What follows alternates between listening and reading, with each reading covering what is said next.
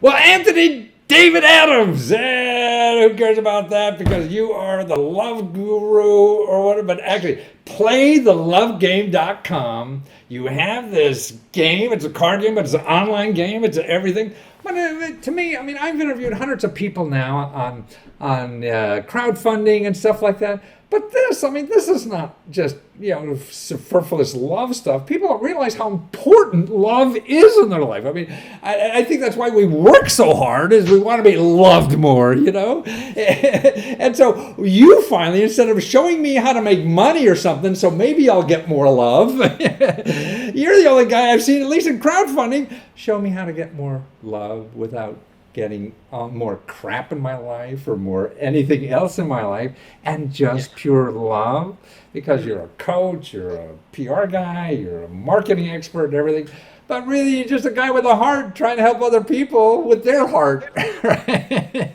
Thanks for seeing that. But it's true, because I mean, what could be more important in life than loving somebody else? I mean, and people don't say that to each other. I mean, I grew up in a family, Eastern European thing. I mean, I think my dad died and never said "I love you," and now there's no reason to live that way, and the people in your life. I mean, what? And to me, what's nice about that, it's not that super. Oh, well, I love fishing, or I love a little puppy. No, I mean, that's why your card and the questions you ask each other is digging down in the core of people, so they can throw their heart on the table, right?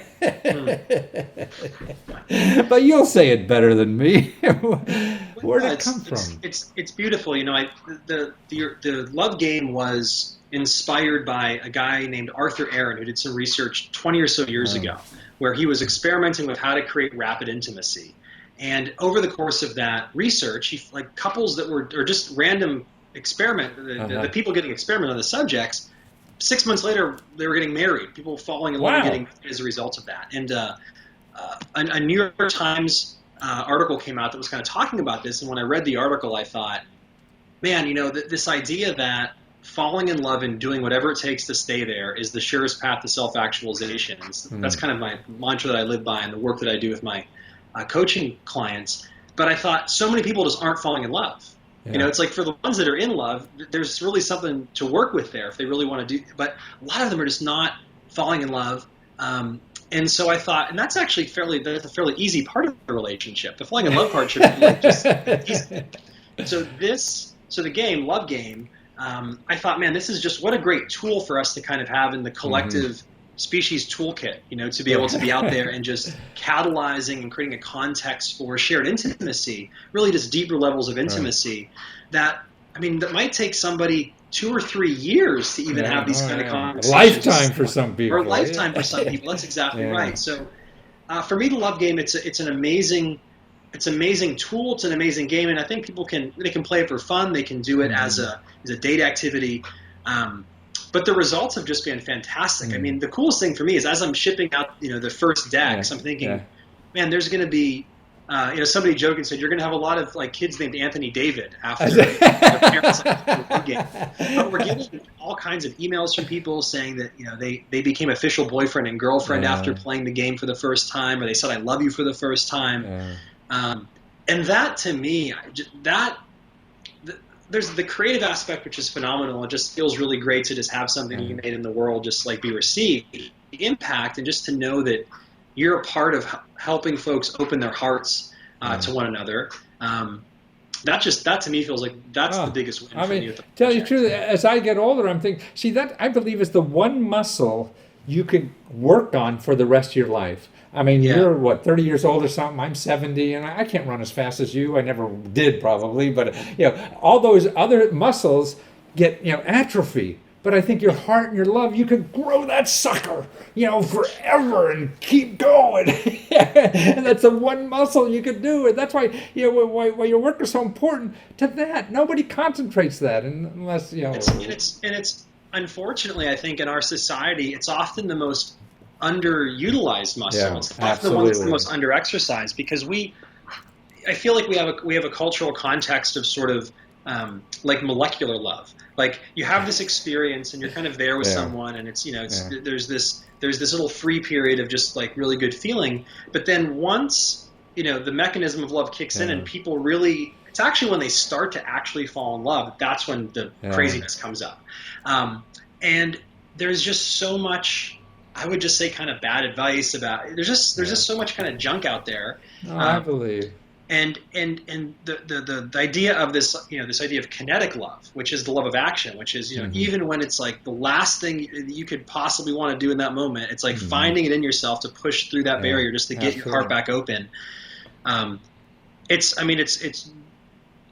It can be the most challenging process in the world to do. Oh, absolutely. No, it's hard. It's It's also the hard. most. I want to do it, and I fight it every day. Yeah. And it was only till Yeah. my 40s, 50s, 60s probably that Yeah. I really realized that. And see, that's why what you're saying, I think, is true in our professional life. I mean, to have something bigger than yourself to live for. So Yeah. in a love relationship or in a professional relationship, then all the other little bullshit is just bullshit, that you have something bigger loving and something bigger you're working for. And that's why, see, love, I think, is, and I think that's the key about living life, isn't it? I mean, what could be better than that? And to give as much as you possibly can personally. And that's what love is, isn't it?